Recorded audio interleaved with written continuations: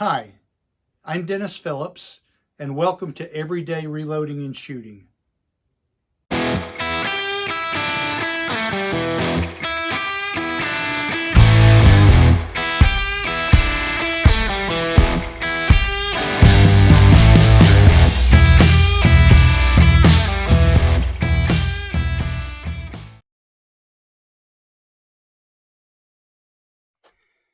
In today's video, I'm going to demonstrate how to use an RCBS M-500 beam scale.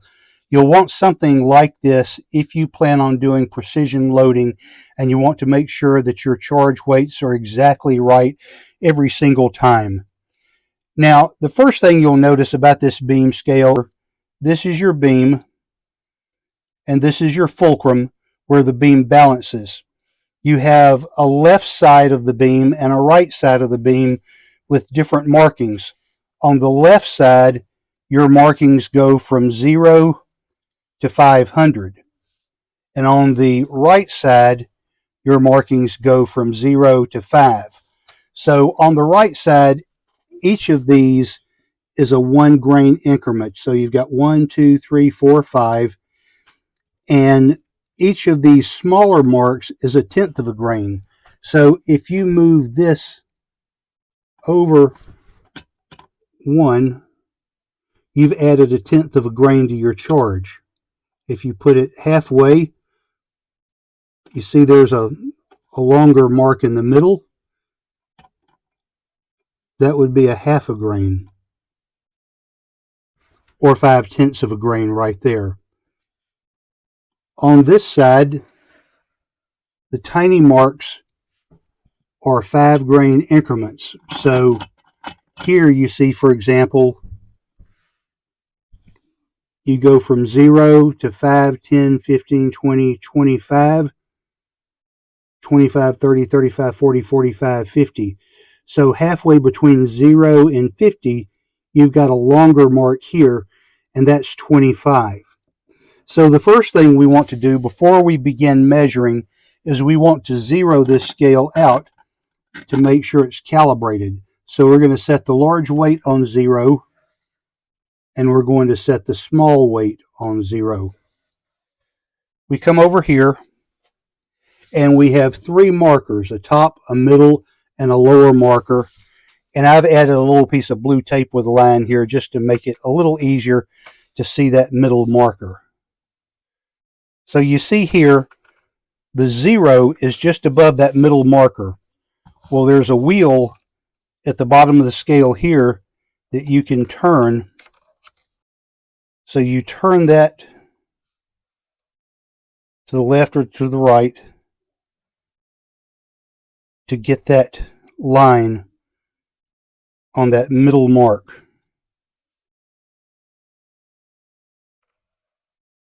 And when you've got that exactly on the line,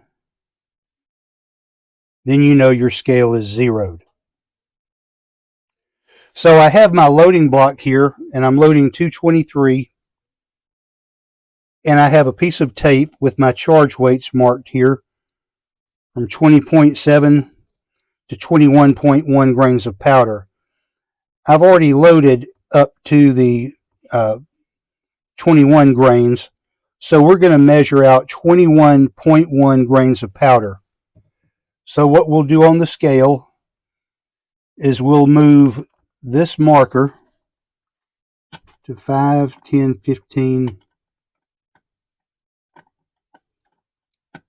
20.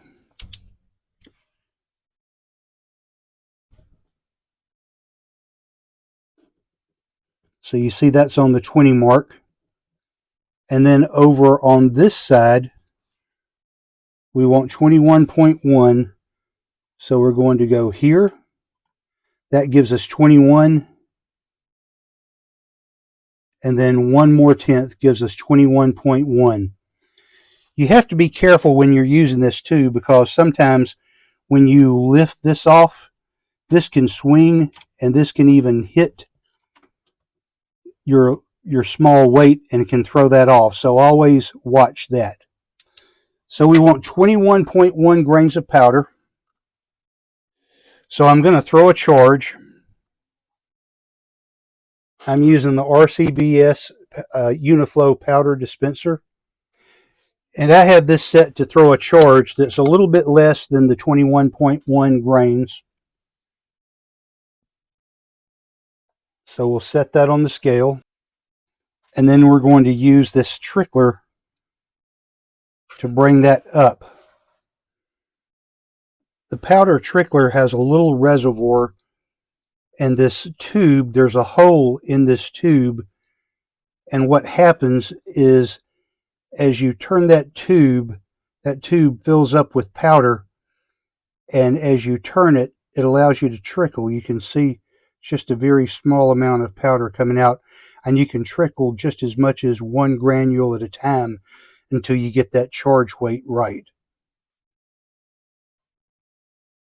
So as I trickle the powder,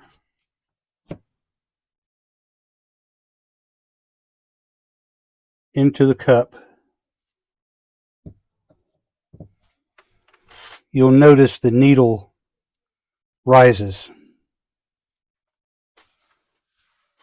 And you'll trickle just until it gets to that center marker. Then you know you've got it right. You'll move the trickler out of the way. You'll take your charge and you'll drop that into the case and move the funnel onto the next one and repeat the process. Also, when using the scale, you want to make sure you're at eye level.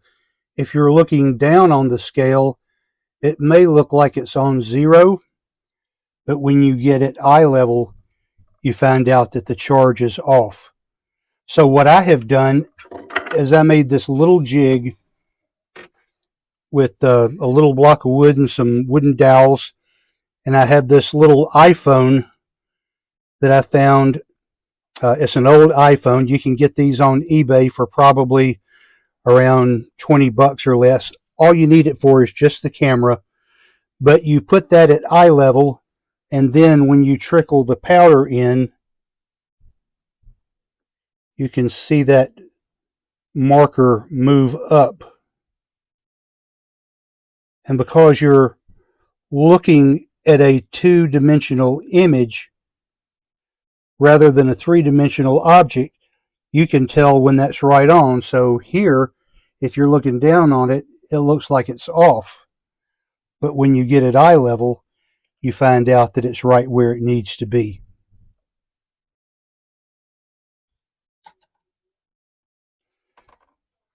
And that's all there is to it.